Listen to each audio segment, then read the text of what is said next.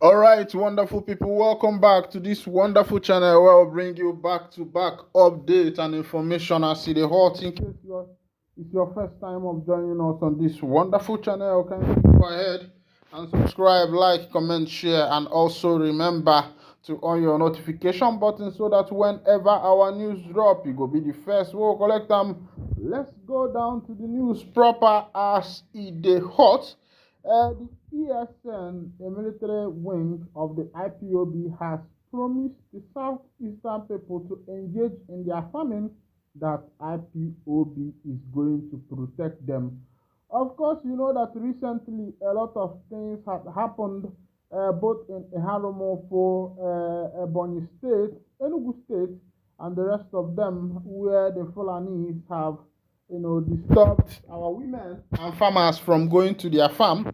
But as it is, the ESN, the Eastern Security Network, a military wing of the IPOB, has promised the people to go back to their farm, that they are going to be protected. Let's go down to the full detail of the information and see how IPOB intends to achieve that. The indigenous people of Biafra, IPOB, has assured farmers of adequate security ahead of the farming season. IPOB, in a statement by its spokesman, Powerful, urged farmers to engage in intensive farming, noting that they would be adequately protected by the Eastern Security Network, ESN. Parts of the statement read, the global family and movement of the indigenous people of Biafra, IPOB, want to remind Biafrans, supporters of Biafrans, and admirers of Biafra's freedom that a new farming season has arrived. Biafrans should engage in intensive agriculture to reduce hunger and guarantee food security this year and in the future. Last year, the global IPOB family under Mazen Nandekano initiated the Agricultural Revolution project in Biafra land. We assisted various Biafra farmers from different regions with agricultural seedlings. The outcome were observed during the previous year's harvest throughout Biafra land. For the first time, prices of certain food items in the eastern region were lower than those in other zoo regions.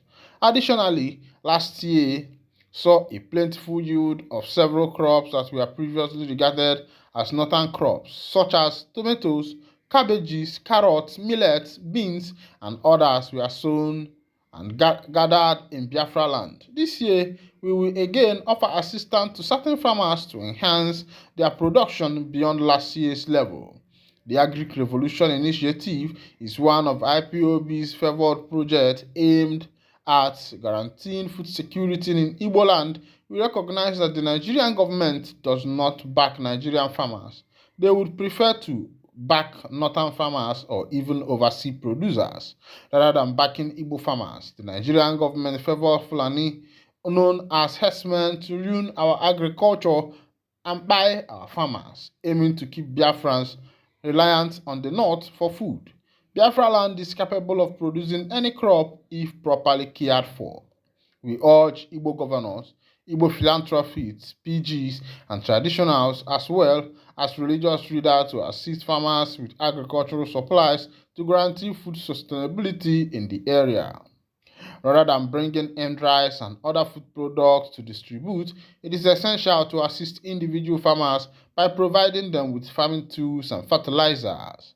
IPOB will recognize and praise those who respond to this urgent appeal to return to farming. We, in addition to supplying seedlings and financial assistance to choosing farmers throughout Biafra land, will be present in both rain and sunshine to prevent Fulani terrorists from ruining our farms or harming our farmers. Every farmer should be aware that IPOB and ESN will consistently support them. All right, this is coming from the family of the IPOB. They have promised that the Eastern Security Network of the IPOB is full out to protect the people. I had one striking word in that news where Emma Powerful said that the reason of the Fulani invaders in the Igbo farmland is to prevent the Igbo from achieving their farming possibility, so that all farm produce will also be coming down from the north as usual. He said that Ndigbo are now recognizing that a lot of things can grow down here in Alibo, things like cabbage, things like onions, things like carrots, cucumber, watermelon, and the rest of them can also grow here in the southeastern part of Nigeria. And when this northerners found out, they decided to use their Fulanis to stop this in order for Ndigbo to be still buying from them. All right, let's go down to another information as it dey hot, as I go dey bring am to you one by one as it dey hot. It don't happen for Delta State as a site engineer. Chigozie Udalo was fired by employees after discovering he had large sum of money in his account. All right, you don't share it. They say for Ebonyi State. For Delta State, a site engineer, Chigozie Udalo, was fired by employees after discovering he had large sum of money in his bank account. All right, the world has become evil place where we live. Please be very, very careful and do not trust anybody as it is now. The police in Delta State have commenced investigation after a site engineer identified as Chigozie Udalo was killed by his employee after discovering he had a lot of money in his account. In a statement released, the spokesperson of the command, SP Bright Edafe, said on December 12, 2024, one Hyacinth Nalue reported to Akuku Igbo Division that his cousin Chigozie Udalo had been missing since the 10th of December 2024.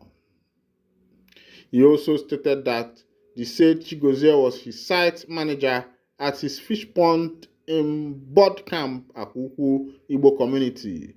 According to the statement, upon receipt of this information, the DPO commenced an investigation and later transferred the case to the State Criminal Investigation Department.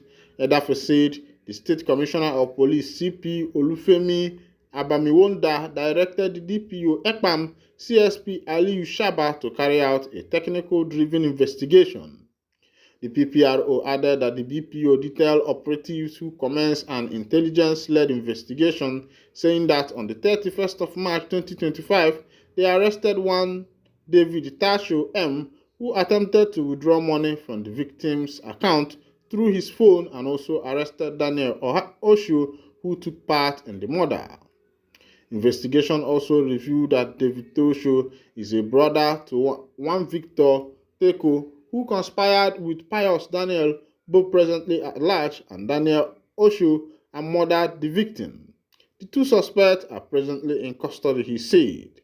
Preliminary investigation revealed that all four suspects were employed by the deceased, who is the site engineer, but they discovered he had some money in his money point account, and they conspired, used a hammer to hit him on his head, tied him and buried him in a shallow grave at the site.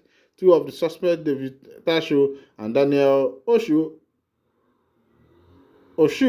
are presently in custody, while two other suspects, Pius Daniel and Victor Tasho, are still on the run. The body of the deceased has been exhumed and awaiting autopsy, while efforts to arrest the other two suspects are ongoing, Edafe said. All right. You can see as that one take happen. Make I read you comment of people concerning this matter. Make you see the amount of people concerning the present matter. Now, as today in Nigeria, you must have a strong procedure to determine who you employ, and they find work is no longer reliable. May the dead rest in peace. Christian Chigozie also said, because of money, you kill someone that employed you and give you food to eat. God have mercy on us. Adigum Abbas said, Nigerians were wicked souls ever since in the world. You terminate his soul because of money, you put his family in mourning. Jonathan Oka commented, too sad, how did they even have access to his account balance? Was he cashless? The heart of man has been desperately wicked since after his fall. They had the evil heart to kill him and yet running to hide from justice. You can't do wrong and get by no matter how long you may try.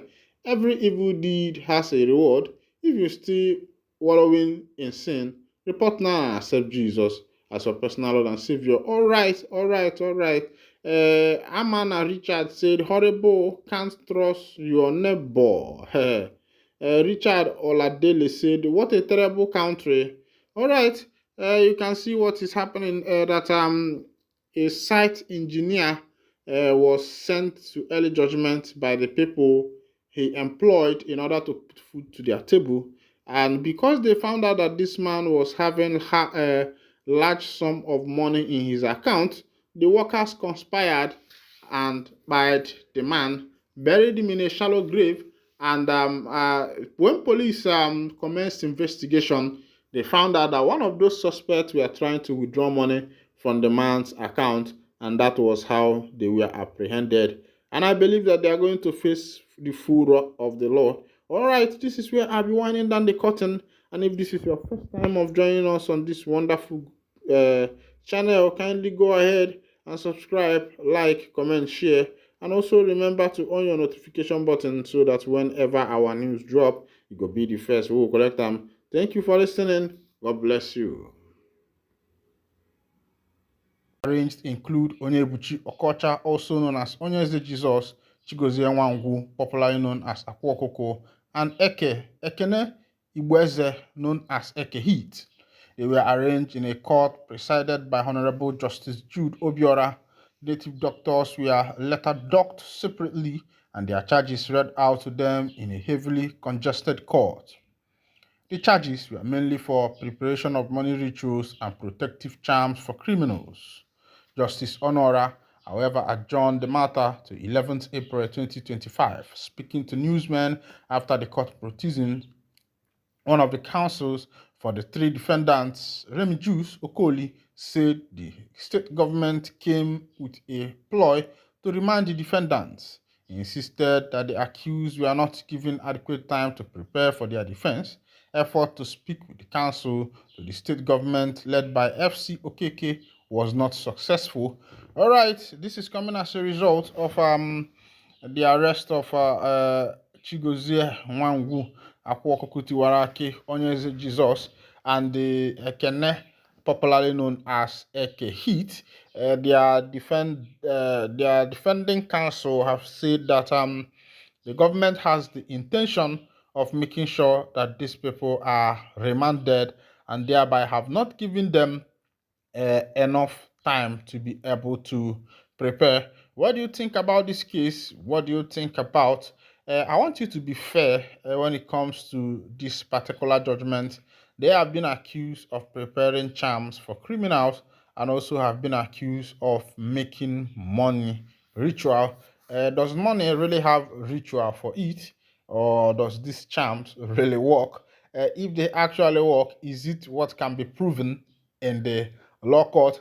I think we are having a judicial issue in Nigeria where the judiciary is supposed to be the hope of the common man, but as it is, it has failed everybody. All right. In Uroi, Obi of Onitsha react to claim that the threatened Northerners over reprisal attack.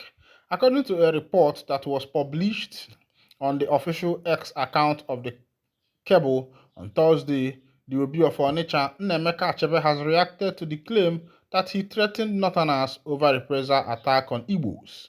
According to report, the statement came after 16 hunters who were traveling from Port Harcourt to Kano State for Salah celebration were burnt to death by a vigilante group in Uroi, Edo State. Reacting, the king distanced himself from such statement. He said the allegation is baseless and not true. In the statement that was released by the chief of staff of the Obi of Onitsha, it was stated that the king has not issued any warning to anybody concerning the killing of the 16 Northerners in Uroi. According to the cable, the chief of staff said, furthermore, he has used no warning to anyone on the matter. This is another instance in a growing pattern of attributing fake statements to His Majesty with the aim of stirring disaffection. All right, the Obi of Onitsha have disassociated himself from that particular information, that he never made any threat as regards with the 16 hunters as they believe to be. They said they are hunters as it is, but for me, I don't know what they are hunting, what hunters will be doing from Kano State coming to Uroi to hunt. All right, right group urged Soludo to release over 40 native doctors detained in Anambra State. The right group, the International Society of Civil Liberties and Rule of Law, Inter-Society, has called on the Anambra State Governor, Professor Chukwuma Charles Soludo, to release about 40 native doctors being detained in the state. The native doctors were arrested after the signing of the Anambra State Homeland Security Law about 2 months ago on allegation of preparing protective charms for criminals and engaging in money rituals which had aided insecurity in the state. But Inter-Society, in a press statement signed by the chairman board of trustee of the group, Mr. Emeka Balasi, and other members said those being held were merely traditional worshippers and that their continued detention amounted to intolerance for the other religions. The group said the traditional worshippers being held in Anambra have no case to answer in law. Governor Charles Soludo, in his government having failed a litmus test of being responsible, human rights and freedom of religion have lost legal and moral grounds to continue to detain without investigation. The over 40 detained traditional worshippers held illegally in an illegal detention facility state Militia's Lion House of Oka for more than 60 days should be released. The above clearly exceeded the constitutionally prescribed 24 to 48 hours or maximums of 60 days if arrested by police or secret service and detained in any of their customers for offense bordering on capital punishment, especially when such detention is for purpose of continuation and conclusion of criminal investigation. Governors in Nigeria, including Governor Charles Soludo of Anambra State, are constitutionally and statutorily barred from detaining citizens in their military custodies through remand orders or holding charge. Following the failure of the Soludo-led government to ensure due process and rule of law in the instance case, and having controversially labeled, lampooned, ridiculed, humiliated, and degraded them by publicly portraying them as those involved in fetish and demonic religious practices and violent crimes, the over 40 native doctors have no case to answer. The group's named some of native doctors in detention, including Chigozie Nwangwu, popularly known as Akwakuku Tiwarake, Abuchi Ikechukwu Okafo, Chinedu Nweze, Onyeka Onyeji, Vice President of Umoji Improvement Union, Onyeze Jesus, Ekene Igboeze, popularly known as Eke Heat, among others. The group further raised the alarm on the activities of Fulani Herdsmen in the southeast, calling on the governor of Ebonyi State, Enugu, Anambra, and Imo State to sit up. The Inter-Society threatened to mount advocacy, though their international counterparts for visa bans and international isolation against the governors and their families. All right, this is how it is happening in Anambra State, and I will continue to bring you the matters as it unfolds. Go ahead and subscribe to our channel, like, comment, share, and also remember to on your notification button so that whenever our news is dropping, you'll be the first to collect it. Thank you for listening. God bless you.